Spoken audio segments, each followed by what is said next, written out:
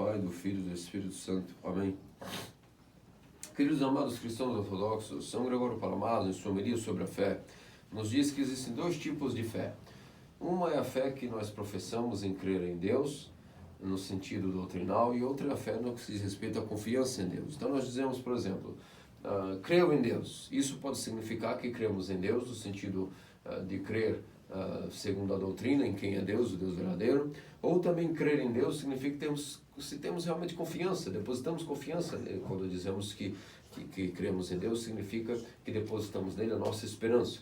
Portanto, o primeiro nível de fé se diz respeito à fé doutrinal, uma confiança em Deus, no que diz respeito à doutrina que nos ensina quem é Deus, quem é o Deus verdadeiro, como adorá-lo de maneira verdadeira, um conhecimento que não vem de nós, nem de mente humana, um conhecimento que vem do próprio Deus, que nos revela quem Ele é e de como nós devemos adorá-lo, de que maneira Ele gosta de ser adorado, e portanto aí temos a primeira fé, tipo de fé, ou seja, nossos santos padres, São Gregório Palamas, diz que se algum dos dois tipos desta fé que estou explicando, alguns dos dois tipos falta para nós não estamos aptos para a nossa salvação. Então, recapitulando, a primeira fé se diz respeito à fé doutrinal, onde nós acreditamos em Deus, nós dizemos, cremos em Deus, confiamos em Deus. De que sentido? Que Ele existe, segundo a fé doutrinal, conforme Ele mesmo se revelou ao homem, não conforme alguma pessoa diz que crê em Deus apenas pelo seu entendimento. Não, quando dizemos que cremos e confessamos a Deus, significa que então acreditamos em Deus conforme a sua doutrina, ou seja, conforme Ele mesmo se revelou ao homem e como nos ensinou Ele mesmo como devemos adorá-lo. Então essa é a primeira fé, que se diz, creio em Deus, ou seja, a nossa fé a respeito de Deus. Esse é o primeiro nível de fé, ao qual não pode faltar em um homem de maneira alguma. A fé no sentido doutrinal, do conhecimento da verdade.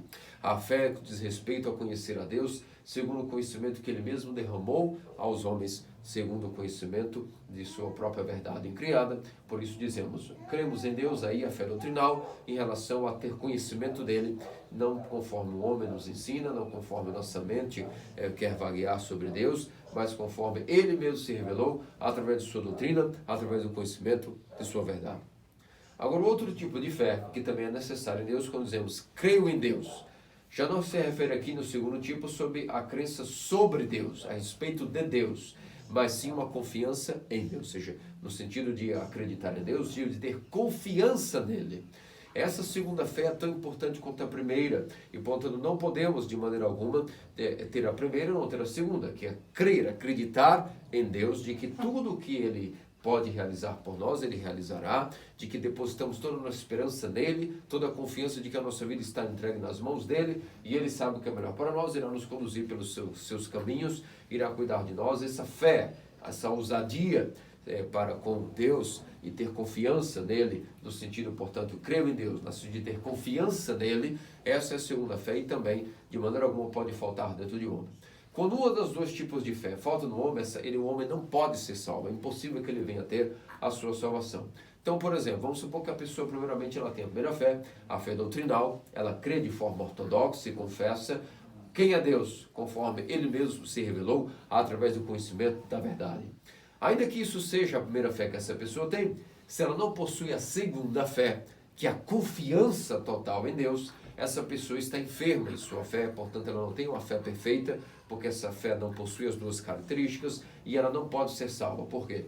Porque a pessoa que tem a fé doutrinária, confessa a Deus na ortodoxia, segundo os santos padres, tem o conhecimento revelado diretamente de Deus, quem Ele é, através de sua doutrina, se a pessoa não possui confiança total em Deus, significa que então, ainda que ela creia e reconheça onde está Deus, uno e ao mesmo tempo na sua trindade, significa que essa pessoa não tem uma relação real com Deus, ela não tem uma intimidade com Deus, porque quando nós não temos uma relação viva com Deus, um modo de vida em Cristo, realmente nós até podemos confessar com os lábios a fé cristã doutrinal, dizer quem é Deus e tal, os seus dogmas, a sua teologia, mas no dia a dia, nós veremos que a nossa fé vacila na confiança para com Deus, que é o segundo tipo de fé, e portanto isso significará que é porque a nossa relação com Deus, então, na verdade, não é íntima, não é verdadeira, e se não é uma relação íntima e verdadeira, que nós não poderemos tampouco sermos salvos.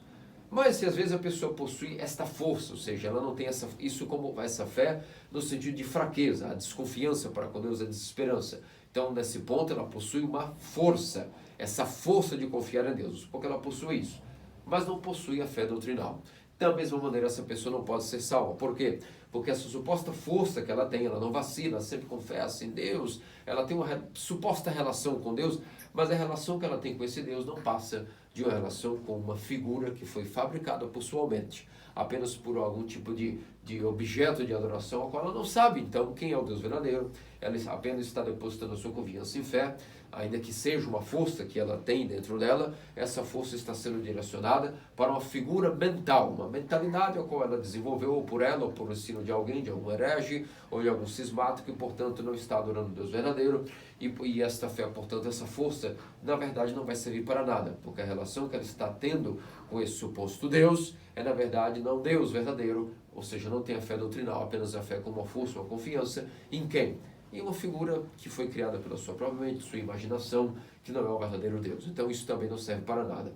Somente quando nós temos os dois tipos de fé ajustadas é que nós podemos ser salvos, tendo uma fé doutrinal e confessando Deus segundo o conhecimento da verdade, segundo a sua doutrina, e a fé também segundo aquilo que é a força de confiar em Deus absolutamente. E no Evangelho de hoje nós vimos os dois cegos, que eles possuem exatamente os dois tipos de fé. E como nós sabemos que eles possuíam os dois tipos de fé, por isso foram salvos. Analisemos primeiro que o seguinte episódio. Quando Nosso Senhor se depara com eles na rua, eles gritam, ainda que eram cegos, gritaram para o Nosso Senhor a seguinte frase: Jesus, filho de Davi, tem misericórdia de nós. Ora, queridos amados cristãos ortodoxos, nós sabemos pela tradição que quando alguém clama filho de Davi, esse título não significa dizendo algum descendente apenas da tribo de Judá, ou não está não está saudando como a Salomão. Quando nós dizemos que filho de Davi é uma palavra para os judeus que significava nada mais nada menos do que aquilo que era a crença total do Messias. Esse título, filho de Davi, não podia ser proclamado entre os judeus, senão para aquele que fosse o filho de Deus, o Messias. Portanto, os cegos mostram aqui que eles possuem o primeiro tipo de fé, a fé doutrinal.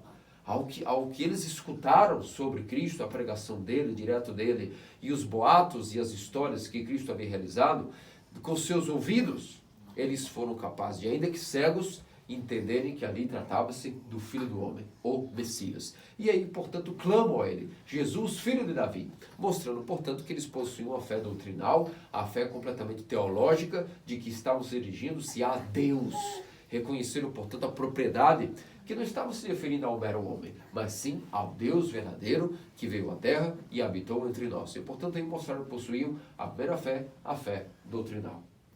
Entretanto, nós vimos que logo após o episódio, Nosso Senhor os atraiu até a sua casa, os atraiu até a sua moradia, e então lá perguntou: credes que é possível que seja feito o que vós pedistes? E eles falaram: sim, Senhor, cremos. E então Nosso Senhor disse: seja feito segundo a vossa fé. E tocou os olhos deles, e pelo poder de sua palavra e seu toque, restabeleceu a vista desses cegos. Ora, amados cristãos ortodoxos, aqui vemos exatamente o segundo tipo de fé que esses cegos também possuíam. Eles tiveram confiança, e Nosso Senhor mesmo provou. Como nós sabemos isso, que eles tiveram a segunda fé, a fé que é uma força de confiar absolutamente em Deus. Ora, o próprio Cristo perguntou: credes, nesse sentido, não se creem em mim, em meu nome, mas credes, ou seja, tem confiança em teu Deus, já que me confessais na rua que sou filho de Davi, agora aqui em privado, em casa, sós, credes que eu posso fazer isso? Ou seja, já tratava-se de uma força que era exigida deles como fé, e não da fé doutrinal, porque eles já haviam confessado, que acreditavam que ali estava diante deles o Messias. Mas agora eles estavam perguntando, Nosso Senhor perguntou a eles, se de fato eles acreditavam, tinham confiança, tinham a força de fé, no sentido de crer em Deus, no sentido de confiar em Deus, e não coisa sobre Deus. Aqui a segunda fé significa força. E eles disseram: sim, cremos. E como que nós sabemos se eles blefaram com a boca, ou se realmente eles tinham essa confiança total? Pelo milagre. Pelo fato de eles terem total confiança em Deus, foi dito: seja feito então segundo a vossa fé. E como foi esse resultado segundo a vossa fé? Foi incredulidade que gerou, portanto, nenhum tipo de milagre? Não.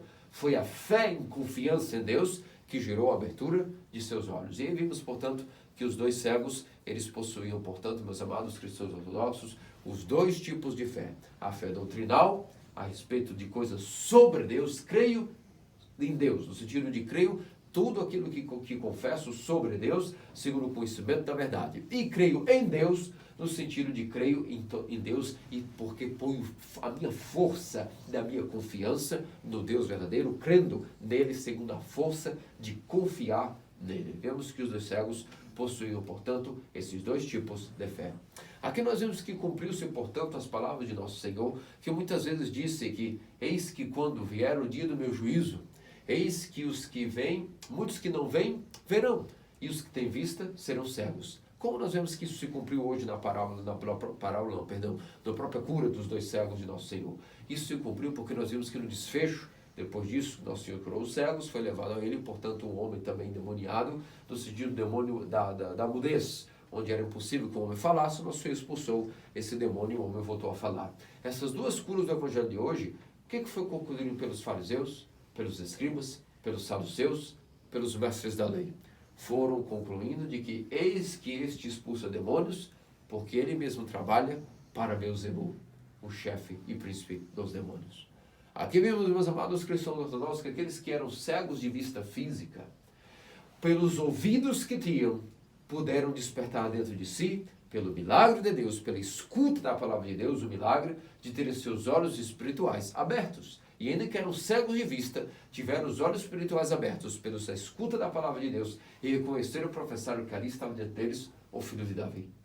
Agora nós vimos que aqueles que possuíam olhos físicos saudáveis, tornaram-se mais ainda cegos espiritualmente do que já eram. Saduceus, fariseus e mestres da lei disseram que nosso Senhor realizava esses milagres, não porque era o Messias, o filho de Davi, como aqueles que eram cegos de vista, proclamaram com visão espiritual. Mas esses que eram saudáveis de vista física, proclamaram que Deus, nosso Senhor, nosso Salvador, estava fazendo esses milagres porque era chefe dos demônios, porque realizava obras em nome de Beelzebul. Blasfemaram devido a terem olhos físicos saudáveis, mas olhos espirituais completamente cegos. E quanto mais viam os milagres do Senhor negavam, mais cegos se tornaram.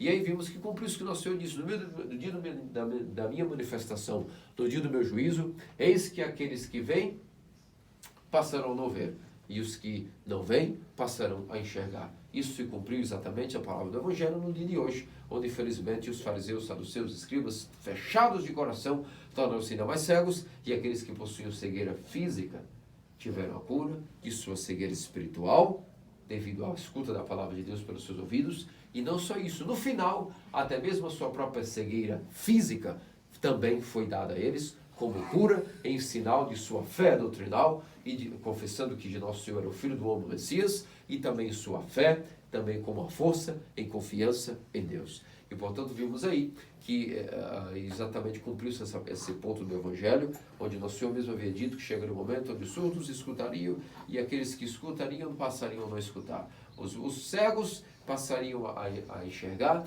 e os que já eram cegos, os que enxergavam, passariam, portanto, a estarem completamente cegos. Essa inversão total cumpriu-se no Evangelho de hoje. Entretanto, esse Evangelho também para nós é explicado, segundo nossos padres, como uma metáfora daquilo que seria a futura relação entre Deus e os gentios, e entre Deus e os hebreus, entre aqueles que eram os filhos de Deus segundo a lei de Moisés. Isso significa que os dois cegos representam também o povo de Israel e as nações. Dois cegos que se depararam diante do Senhor e pediram a cura. Significa isso, que não os fariseus, não os saduceus, não os escribas, não os mestres da lei, mas os melhores entre Israel, aqueles que estavam realmente de coração humilde e quebrantado, sedentos para terem realmente a cura, iriam certa vez, quando se deparassem com o nosso Deus Salvador Jesus Cristo, pedirem a Ele, reconhecerem Ele como Messias e pedirem de joelhos e com as lágrimas nos olhos: tem misericórdia de nós. Então, o primeiro cego representa aqueles que são o povo hebreu, dentre Israel, que não os escribas, não os mestres, não os chefes da lei, mas o povo simples, entre os melhores dos melhores, que quando se deparassem com o Senhor, no auge dos tempos, iriam, portanto, reconhecer nele o Filho do Homem, iriam confessar a sua fé doutrinal, iriam confessar a sua fé como força de confiança, iriam pedir misericórdia. Misericórdia para quê? Para a sua cegueira espiritual. Por quê? Porque dentre os filhos de Israel, nós sabemos que, embora eles estavam sob o jugo da lei, a lei não era capaz de dar a eles a cura espiritual de sua visão espiritual. Por quê? Porque ainda que eles estavam sob o jugo da lei, apenas a lei poderia separar o homem do pecado, mas não poderia curar o pecado no homem. Logo, significa que a lei, ainda que dissesse, por exemplo, quem é o Deus verdadeiro, não, de maneira alguma, não possuía a lei em si a fé total sobre o conhecimento da verdade de quem é, em detalhes e com toda a plenitude, quem era o Deus verdadeiro. A lei de Moisés, de maneira alguma, poderia revelar todo o conhecimento da verdade sobre quem é Deus. Era uma manifestação muito limitada, a manifestação da lei, sobre supostamente quem era Deus. O Deus revelou-se completamente, somente no auge dos tempos, através do próprio Cristo. Logo, a lei não tinha poder de curar o homem do pecado, apenas de indicar a separação entre a virtude e o que era pecado.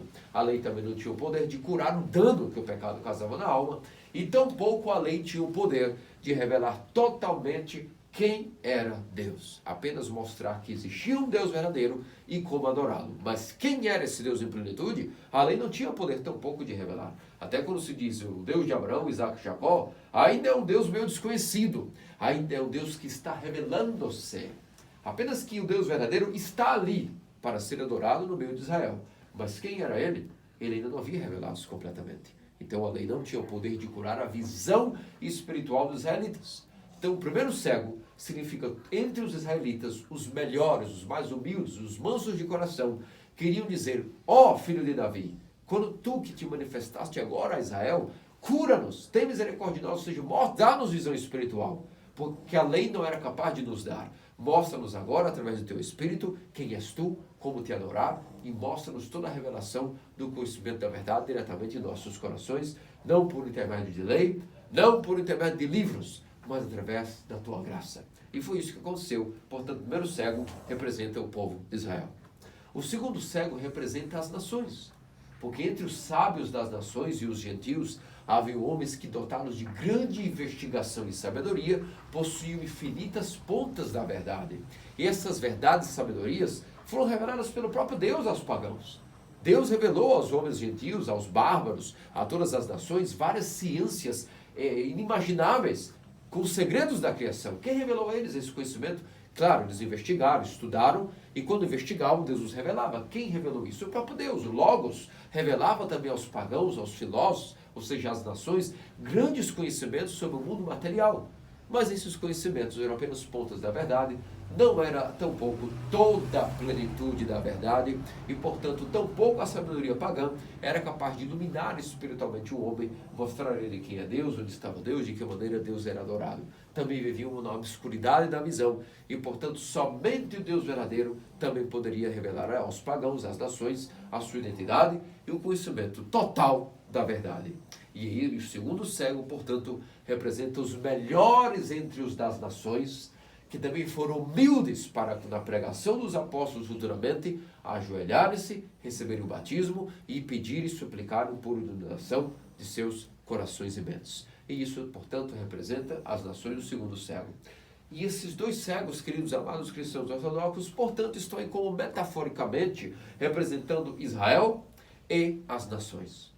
Só que não para aqui ainda a metáfora. Ainda há um detalhe sobre a cura de Israel e das nações.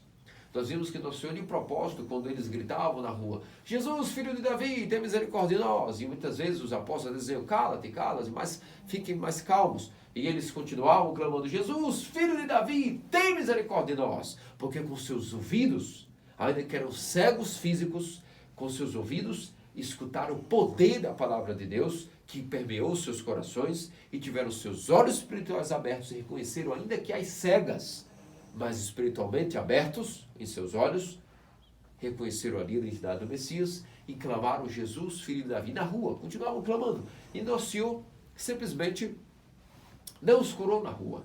Ele continuou andando e os cegos foram seguindo ele pelo poder da escuta, não pela visão, mas pela escuta. E onde é que Deus os curou? Onde é que nosso Salvador realizou a cura? Dentro de casa, narra o Evangelho.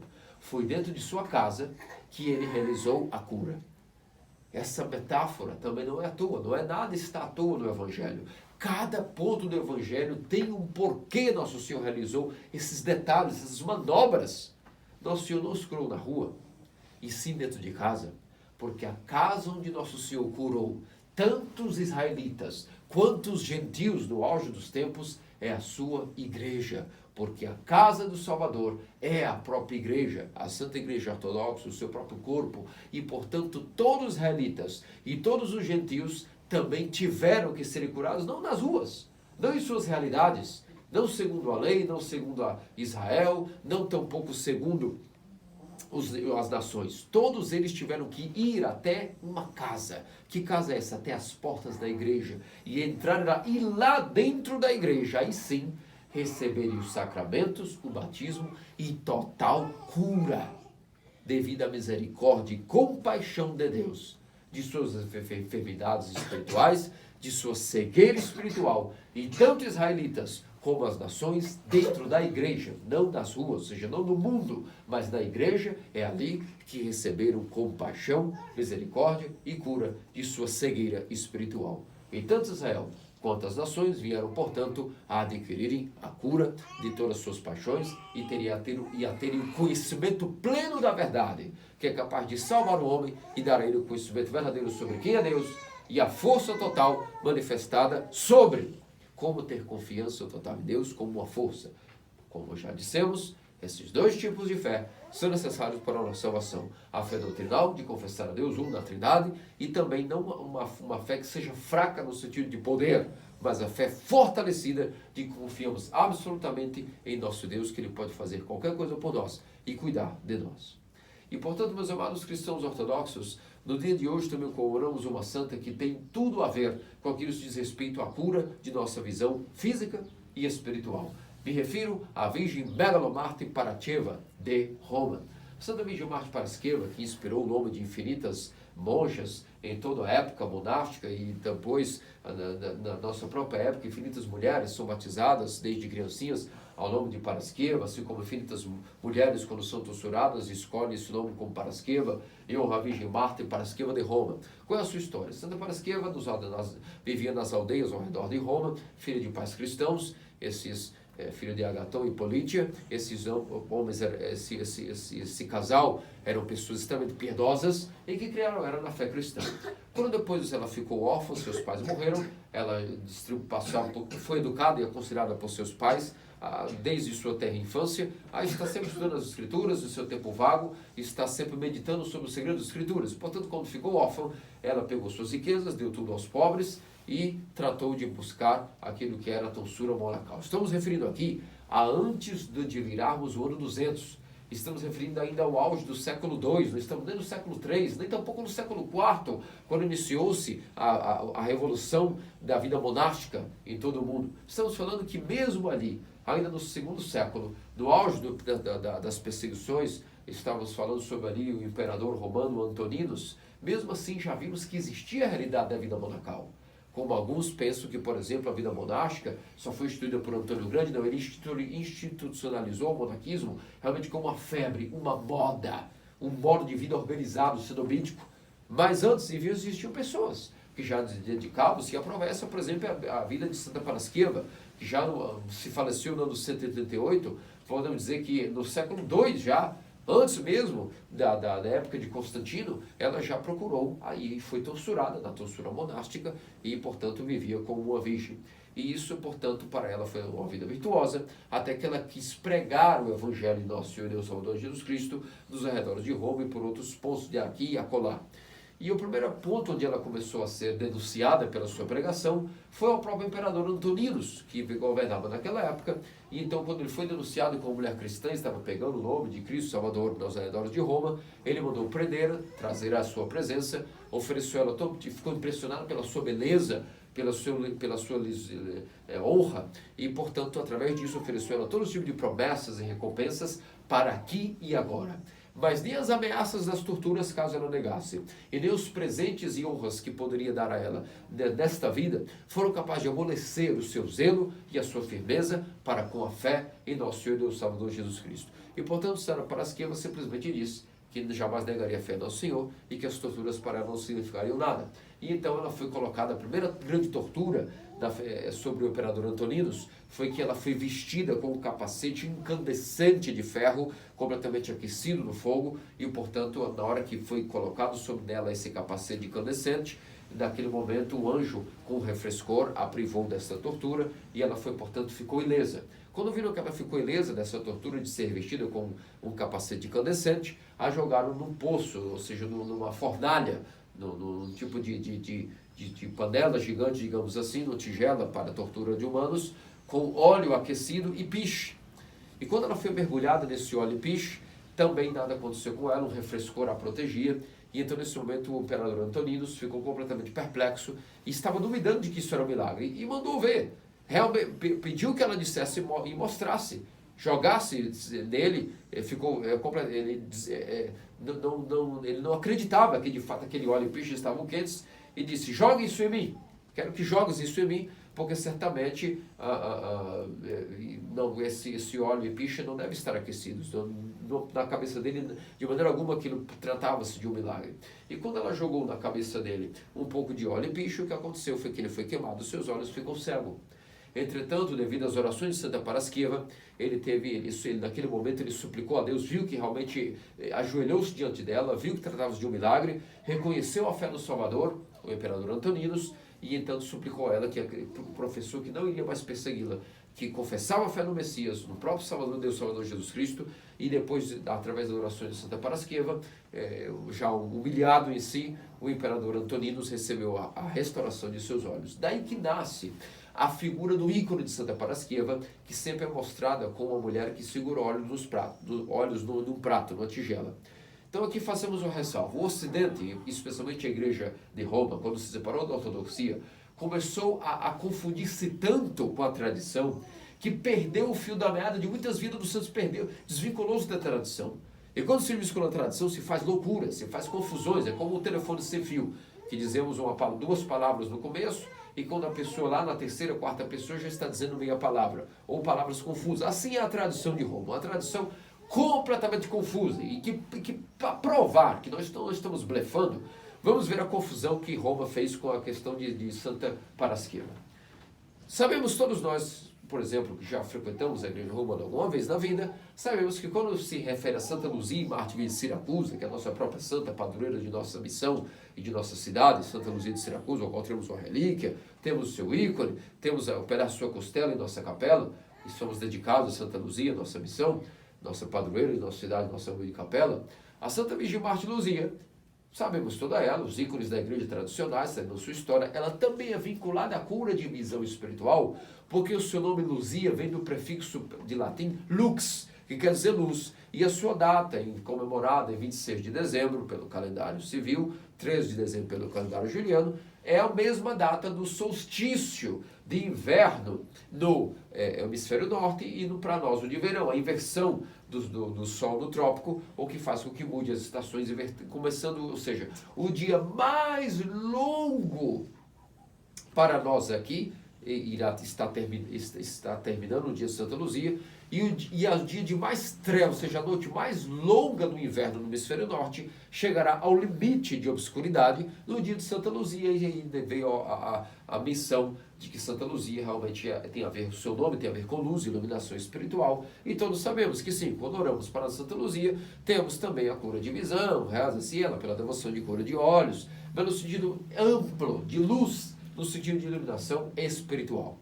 Agora, Santa Parasqueva, ela sim, ou seja, voltando, no ícone de Santa Luzia não vemos nenhuma representação histórica de que ela carrega óleos e uma tigela.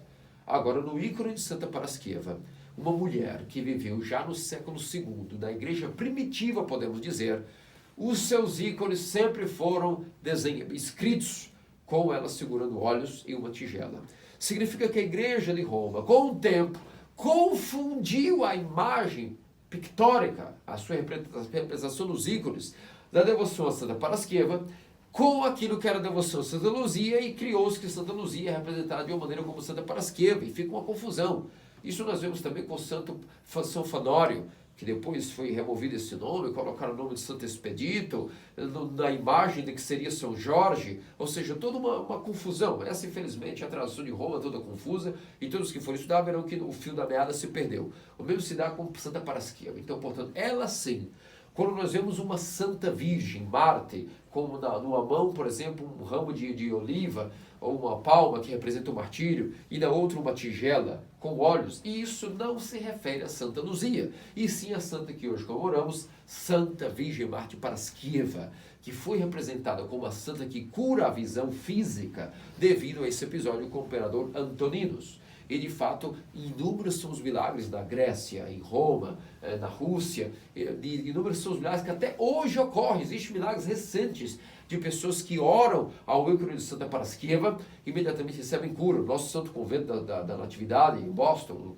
o monastério feminino, o convento, há um ícone milagroso de Santa Parasquieva em nosso convento, que é guardado, e inúmeras pessoas que possuem problemas de vista, crianças que nasceram cegas ou que possuem alguma debilidade da visão, sempre ao venerar o ícone milagroso de Santa Parasquieva, que foi a doação do nosso convento, obtém cura de visão física. E todos nós, obviamente, oramos para que a nossa doença, que todos nós temos a doença de doença espiritual em relação aos nossos olhos espiritual, nosso dons, o nosso coração, nossa mente obscura, ela não vê Deus e o próximo como deveriam.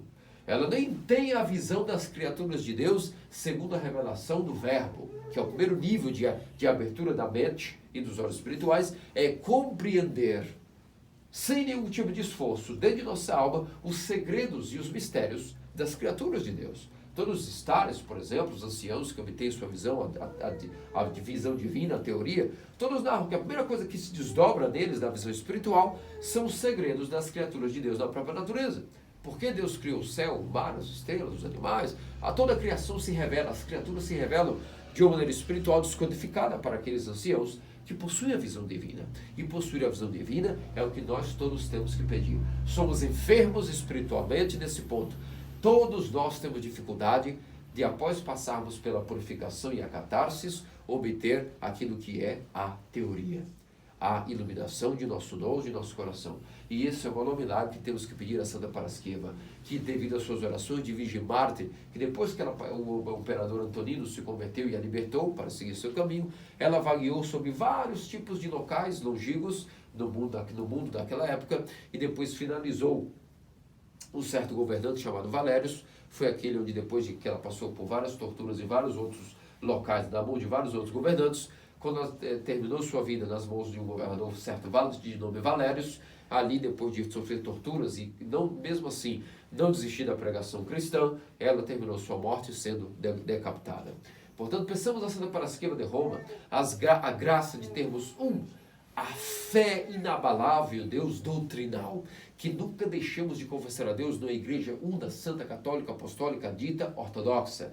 Segundo os passos, seus passos, confessando a fé doutrinal. Mas também pensamos na Santa Parasquieva, um milagre de termos uma fé no sentido de um dom, um talento, uma força capaz de ter confiança absoluta em Deus, o segundo tipo de fé, porque sem essas duas fés, digamos assim, é impossível sermos salvos. E pensamos ela, portanto, a cura de nossa visão espiritual, que possamos, através das orações de Santa Parasquieva, como aqueles dois cegos que representam tanto os melhores de Israel como os melhores das nações, que se debruçaram dentro da casa do Salvador, ou seja, dentro da igreja, e obtiveram cura de sua visão espiritual, assim também nós, vindo das nações, também possamos humildemente pedir a Santa Parasquieva suas orações, para que também nós possamos adquirir a visão espiritual, a teoria, essa tão almejada por nós, visão divina. Que disso, nosso Senhor Deus Salvador Jesus Cristo, pelas orações de Santa Parasquieva, que todos os santos façam-nos dignos, para todos sempre. Amém.